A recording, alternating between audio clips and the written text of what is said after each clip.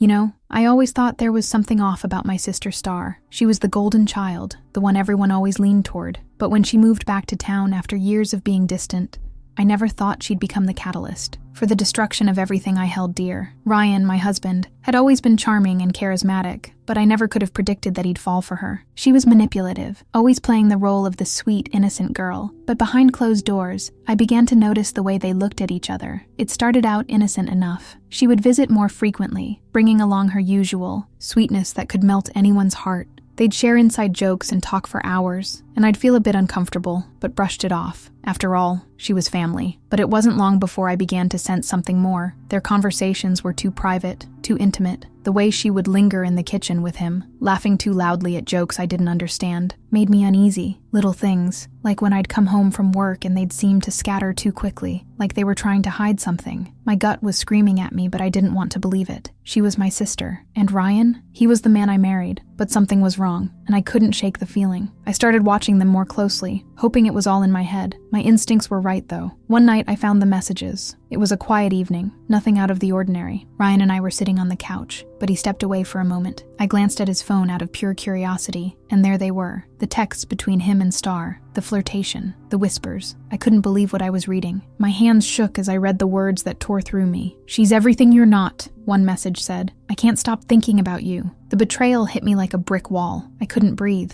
I was suffocating. He never saw it coming. I sat there, staring at the screen, the reality of it sinking in. My sister, the woman I trusted more than anyone, had been sleeping with my husband. The truth came out so violently that it left me gasping for air. The anger, the disbelief, and the crushing hurt felt like a wave that was about to swallow me whole. They didn't just betray me. They both thought I wouldn't notice, that I wouldn't care enough to dig deeper. But I did. I found the proof. He broke me first, and I had to face the bitter truth. I was nothing to him. I had been nothing to him. I wasn't the woman he wanted anymore. I was just a placeholder, someone to get him through until he could have what he really wanted. That was the hardest part of all of this, the realization that the love I had for him was never enough to keep him faithful. The silence I was holding back now wasn't just an absence of words. It was the silence of a heart shattered beyond repair. I couldn't confront them then. I couldn't let them see my pain. It wasn't for them to witness. No, I would wait. I would let them think everything was normal while I planned my retaliation. They thought I would stay. They thought I'd cry, beg, and make excuses for them. But they were wrong. I wasn't going to be the broken woman who accepted their betrayal. I was going to show them that I had the power to make them regret their choices. The plan formed, slowly in my mind. At first, I wasn't sure how I would even go about it, but as the days passed, the anger morphed into something more controlled, calculated. I wasn't going to lash out, but I was going to expose them for the lies they had built. They were going to pay for the hurt they caused me, and they weren't going to see it coming. As I sat there, staring at the phone in my hands, I realized that my silence was my answer. It wasn't weakness, it was strength. I wasn't going to break. I wasn't going to let them see how much they had hurt me. Instead, I would rise, stronger than ever. They would regret ever thinking they could pull this off, but they still didn't know what was coming. I planned it all, and when the time was right, I would strike. I was ready to expose them both. It wasn't until that weekend getaway that everything finally came to light. I had tried to brush off my growing suspicions, convinced that maybe I was just overthinking things, but deep down, I knew something was off. There were these subtle changes in Ryan. He seemed distracted, distant. The jokes between him and Star were getting a little too personal, and those late-night phone calls he'd take in another room, the ones I couldn't hear but could see the way his face lit up, they didn't sit right with me. I remember the weekend vividly. We were supposed to be spending time together, but the entire trip felt different. Ryan was barely present, his mind elsewhere, while I tried my best to hold it all together. He kept texting, answering phone calls, and excusing himself for business calls. It was as if I was invisible. I couldn't ignore it any longer. I found the messages. They were right there, sitting on his phone as though mocking me. I knew I should have left them alone, but my hands betrayed me, and I unlocked it. The messages were clear, unmistakable. Ryan and Star were having an affair. There was no denying it. They had planned secret rendezvous, whispered sweet nothings, and spoke of a future together. My heart shattered. I wasn't just betrayed by my husband. I was betrayed by my sister. The very person I had trusted, loved, and believed would never hurt me. The weight of the truth crashed over me like a tidal wave, leaving me gasping for air. I stared at the screen in disbelief, my chest tight with the realization that my worst fears were true. How had I not seen it? How had I allowed myself to be so blind? He had been deceiving me all along, lying to my face while he built a life with her behind my back. I could barely process what I was reading, but one thing was clear. They had never cared about me. They had planned this all along, and there I was, the fool, still holding on to a love that was never real. The anger came next. It bubbled up inside me, so strong I thought I might explode. I wanted to confront them both, scream, throw everything I had at them, but that would have been too easy. I was done being the victim in my own story. No, this time, I would be the one in control. I wouldn't give them the satisfaction of seeing me broken. Instead, I took a deep breath and I began to plan. I wasn't going to let them get away with it. I would expose them. I would make sure that their betrayal was out in the open, and they would have to face the consequences of their actions. But there was a part of me that still loved Ryan. Despite everything, a small part of me wanted to believe that it wasn't too late for us, that maybe, just maybe, we could fix this. But the truth came out, and the man I loved had never been the man I thought he was. That night, while he was in the shower, I sat down to write everything out. I gathered all the messages, the phone numbers, the plans, everything. I was going to confront him with proof. I was done with the lies, done with the deceit. No more wondering, no more second guessing. He would know exactly what I knew, but what really hit me, as I looked at all the evidence in front of me, was how much I had been deceived. I had trusted him with my heart, my life, and he had shattered it. It wasn't just the affair that hurt. It was the realization that the man I had given everything to had never truly cared about me. He thought I would stay. He thought I would forgive him, just like I always had before. But this time, I wasn't going to let him get away with it. I knew that when I confronted him, things would never be the same. There would be no going back. But I was ready. I was ready to take my power back and make sure he understood the depth of the betrayal he had inflicted upon me. And so, I waited. The moment I confronted Ryan, the world as I knew it began to unravel. He stood there, eyes wide, trying to come up with some excuse, some way to make it seem like it wasn't as bad as it looked. But there was no redemption in his eyes. He wasn't sorry. He wasn't even ashamed. In that instant, I realized something I should have known all along. He wasn't the man I thought he was. He wasn't even close. "I'm sorry," he said, his voice trembling. "I never meant for it to go this far. It just happened." He tried to hold me, to pull me close, but I shoved him away. "Don't touch me," I snapped, my voice cold. "You're the one who never meant for it to go this far. But you did, didn't you? You chose her over me, over our life together, and now I'm done." It wasn't just the affair that crushed me. It was the fact that he had no idea how deeply he had hurt me. He thought I would stay. He thought I would forgive him, just like all those times before. But no, not this time.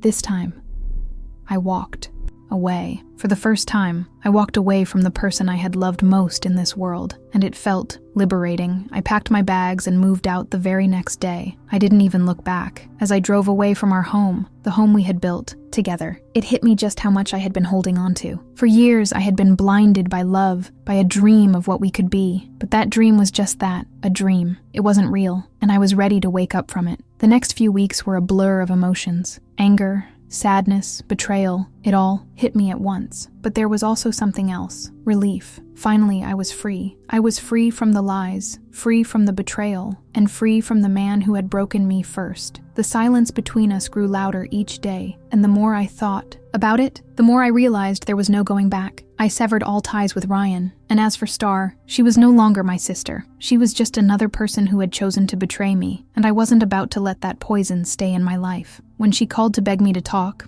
I didn't pick up. When she texted, I didn't reply. I was done. The only thing left to do was heal. But what really stung was when my parents got involved. They couldn't understand why I was cutting ties with Star. She's family, they kept saying. You can't just throw her away. But what they didn't understand, what they would never understand, is that family doesn't betray each other. Not like this. Not when the betrayal runs so deep. My silence was my answer. It was clear that my parents didn't see the situation for what it was. To them, Star's happiness was more important than my pain. They didn't want to confront the truth, didn't want to admit that they had raised a daughter who could hurt her own sister this way. And so they chose her side. They believed her lies. They believed the story she'd crafted. But not me. I wasn't going to pretend. I wasn't going to lie to myself anymore. I stopped going to family gatherings. I stopped answering their calls. It was painful, but it was necessary. I needed distance. I needed to clear my head. And in that silence, I began to heal. Slowly, but surely, I began to rebuild the life I had lost. I knew it wouldn't be easy, but I was no longer afraid of the unknown. I was ready to move on. And then, when I thought I had finally moved past everything, the unthinkable happened. Ryan and Star sent me a wedding invitation. A wedding invitation. I almost laughed, but it wasn't funny. It was audacious. They thought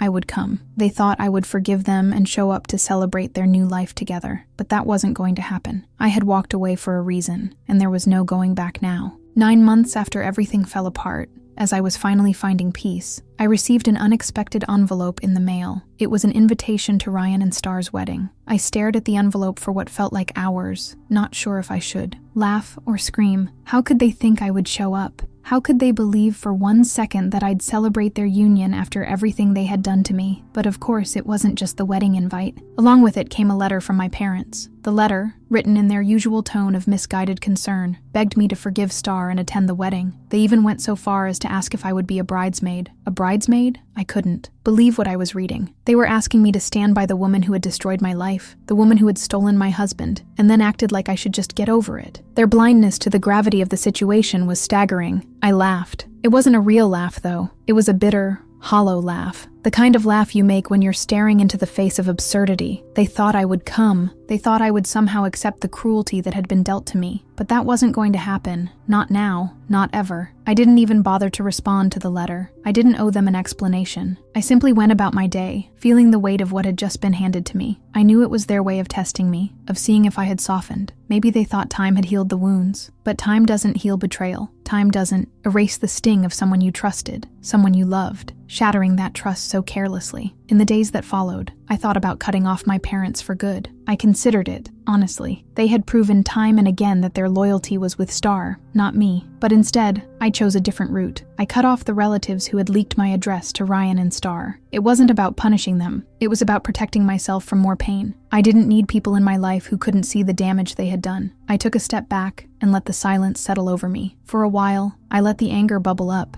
but I never acted on it. It wasn't the time for rage. It was the time for me to keep walking away. The time for me to move forward, to leave behind all the toxicity that had kept me stuck in that past. I wasn't going to let them hold me back. Not anymore. I had made it this far on my own, and I wasn't about to let their selfishness drag me back into the darkness. It was then that I realized just how much I had grown. The old me would have tried to please everyone, tried to make things right, tried to fix the broken pieces of my family, but not anymore. I had learned that I couldn't fix something that was fundamentally broken. I couldn't fix a family that refused to see the truth. I couldn't fix a marriage that had been built on lies. And as for Ryan and Star, they didn't deserve an ounce of my energy. They didn't deserve a place in my life. I had wasted too much time giving them the benefit of the doubt. I wasn't about to waste any more of my life trying to make sense of their choices. It wasn't about forgiveness. It wasn't about closure. It was about me. It was about reclaiming my life and moving on. I knew I had made the right choice. The day I received their wedding invitation, I had already made up my mind. I would not be attending. Not for them. Not for anyone. My silence was my answer, and my answer was final. Years passed, and I finally found the peace I had been searching for. My life was full again, with the support of James, the love of our children, and a new chapter that was light years away from the chaos I had left behind. I had worked hard to rebuild myself, brick by brick. And then, out of nowhere, a message popped up on my phone. Ryan had found me. He was back, and he was begging for closure. The message was short,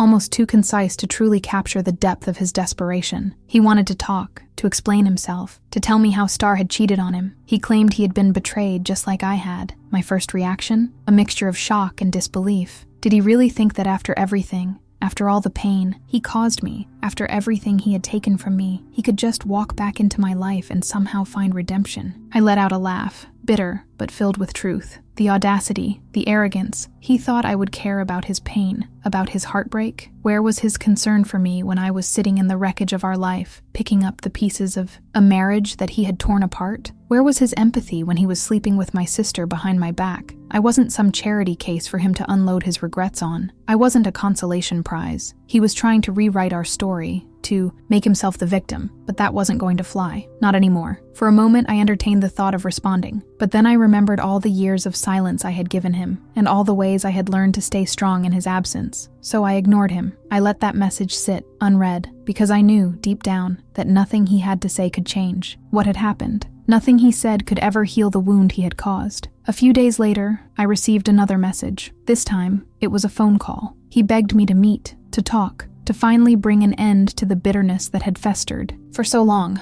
And in that moment, I had to decide, should I meet him? Should I give him the satisfaction of seeing me one last time? No, I didn't need closure from him. I had already closed that chapter long ago. I had already buried that part of my life, and there was no room left for him in my present. It was over. But then, the surprise hit me. Ryan wasn't done. No, he showed up at James's restaurant, of all places. He thought he could win me back, or perhaps he wanted to prove that he could still have a hold on me, but he couldn't, not anymore. I had built my life with someone who knew my worth, someone who respected me. I saw him walk in, eyes darting around, unsure of what he was hoping to find. I had no intention of letting him back into my life. I knew exactly what he was up to. He wanted to show me how sorry he was, how everything with Star had fallen apart, but I wasn't going to fall for it. I didn't even acknowledge his presence at first. I stayed calm, controlled. James saw him too, and without saying a word, he walked up to Ryan and asked him to leave. No confrontation, no drama, just simple, quiet authority. And it felt good. It felt like a final victory, a quiet one, but a victory nonetheless. Ryan was ejected without a word from me, because the truth was, I didn't need to say anything. The moment spoke louder than any words I could have used, and just like that, Ryan was gone again. This time, for good. I didn't need him in my life. I had already learned the lesson that sometimes the greatest revenge is living your life fully, without the burden of toxic people trying to pull you down.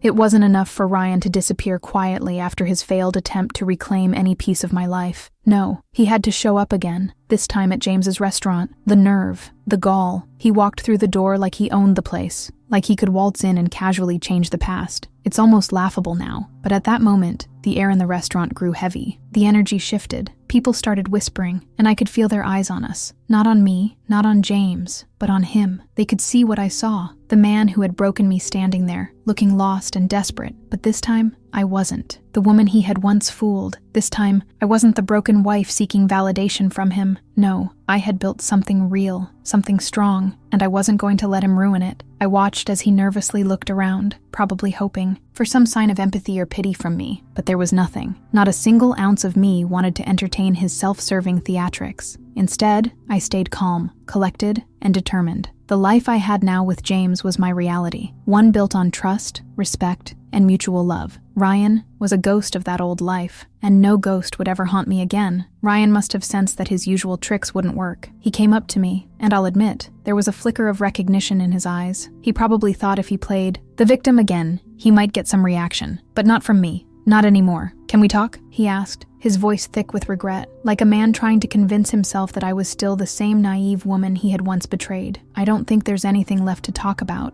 I replied, calm but firm, my words like cold water splashing over his hope. It was then that I realized the true depth of my healing. I didn't need closure. I didn't need his apologies. The only thing I needed was to move forward, to leave behind that version of me who had allowed herself to be fooled. I wasn't just a wife anymore. I was someone who had rebuilt herself from the ashes, and I wasn't about to let a man who had never valued me ruin that again. James, ever the protector, was by my side. He saw the way Ryan lingered, the way he hovered like an unwanted shadow, and without a word, he walked over to Ryan and told him it was time to go. There was no need for drama, no need for a scene. James knew that the best way to handle the situation was simply to show Ryan the door. Ryan didn't argue. He knew, just as I did, that his time was up. The restaurant staff had already been informed of the situation, and within minutes, Ryan was escorted out. It was all so effortless, like the universe itself had lined up the events in perfect harmony to give me the closure I never needed from him. And as the door closed behind him, I felt a strange sense of peace. Not triumph, not anger, just peace. I had watched him leave once before, but this time, he was walking out of my life for good. He wasn't coming back. Not as a friend, not as a lover, not even as a memory. I had no space for him in my world anymore. James returned to my side, his hand on my back, a silent promise that whatever happened next, we were in this together. He didn't need to say a word. His presence spoke louder than anything Ryan could have ever offered me. And just like that, I knew that my future wasn't about Ryan, Star, or any of the people who had betrayed me. It was about us, my family, my love, my life. That was my truth now.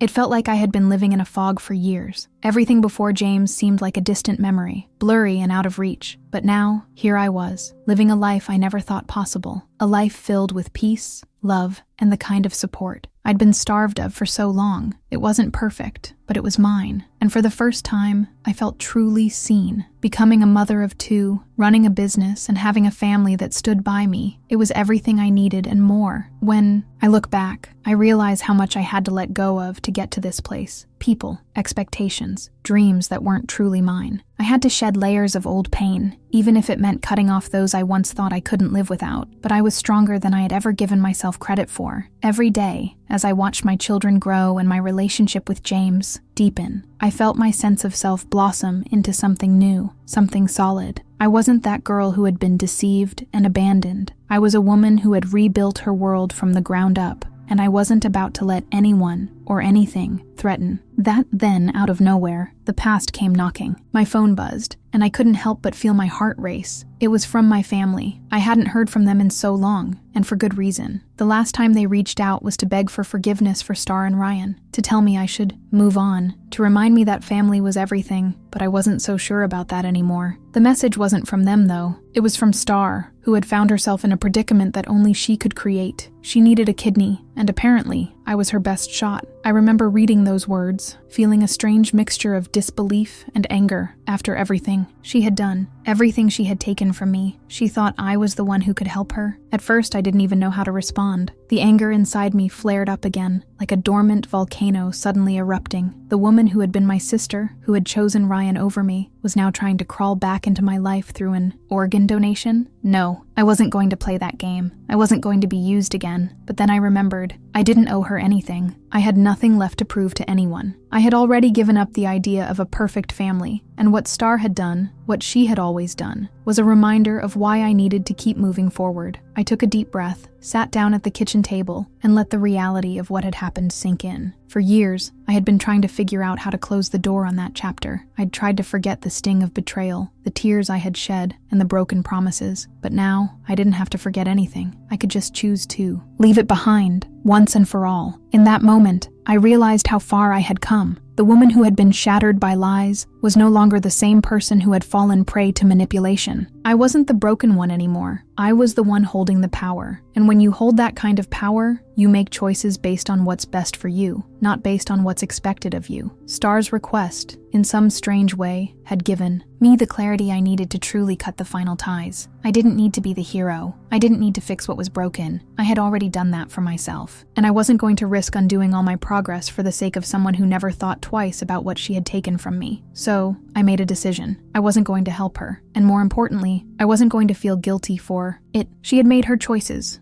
just as I had made mine. The difference was, I had chosen myself this time. I never thought I'd see the day when my past would come calling again. But there I was, standing in the middle of a new chapter, and yet, somehow, my old life had found its way back into the picture. Star's request had come like a slap in the face, but I wasn't going to let it drag me back into the mess I had fought so hard to escape. I could feel my hands shaking as I stared at the message on my phone. It was almost laughable, really. The woman who had stolen everything from me, who had once been my closest confidant, was now asking me for a piece of myself, my body, my health. She thought I would just forget the years of hurt, the years of betrayal, and simply hand her what she needed. But that wasn't going to happen. There was no way I was going to let her in again, not after everything she had done. I could have gone the easy route and ignored it, pretended like it didn't matter, but I knew better. I couldn't just sweep it under the rug. I had to deal with it head on, because that's what strong women do. We face the mess, we confront the pain, and we rise above it. So I did the one thing that I knew would make my point crystal clear. I went to the hospital, I matched the donor test, and I walked right into the room where Star was being prepped for surgery. I watched her lying there, vulnerable, dependent, and I couldn't help but feel a sense of power. For years, I had been the one who was broken, the one who was vulnerable, and now I was the one standing tall. "I'm here to talk to you," I said as I approached her bed. The nurses looked at me curiously, but I didn't care. I wasn't there for their approval. I was there to make a statement. One final, undeniable statement. She opened her eyes, and for the first time in years, I saw something in her face that I hadn't seen before. Fear. She probably thought I had come to save her, that I would be the same sister who always forgave, who always took the high road. But I wasn't that woman anymore. "I'm not going to help you," I said, my voice steady. "You betrayed me in ways I can never forgive." I've spent so many years trying to make sense of it all, trying to understand how you could do this to me, but now I get it. You don't get to take from me anymore. Not my love, not my time, and definitely not my organs. I could see the shock on her face, and for a brief moment, I almost felt guilty, but that guilt quickly faded as I remembered everything she had stolen from me. The years of pain, the loss, the anger, it all came rushing back in an overwhelming wave. She had never once acknowledged what she had done, never once apologized for the destruction she had caused in my life, and that was when I knew, without a doubt, that my decision was the right one. She begged me to reconsider, her voice trembling with desperation, but I didn't waver. I had already made my peace with my choices. I wasn't going to let her manipulate me again, no matter how hard she tried. I turned and walked out of the room, my heart pounding in my chest. But this time it wasn't from fear. It was from the power I had finally reclaimed. I was no longer a victim. I was a survivor, and I had learned the most important lesson of all. Never let anyone make you feel small again. As I left the hospital, I felt the weight of the past lift off my shoulders. The decision was final. I was done with them, and I knew, in my bones, that this was the last time I would ever let them back into my life. I didn't look back. I didn't need to. I had done everything I needed to do to heal, and now I was free.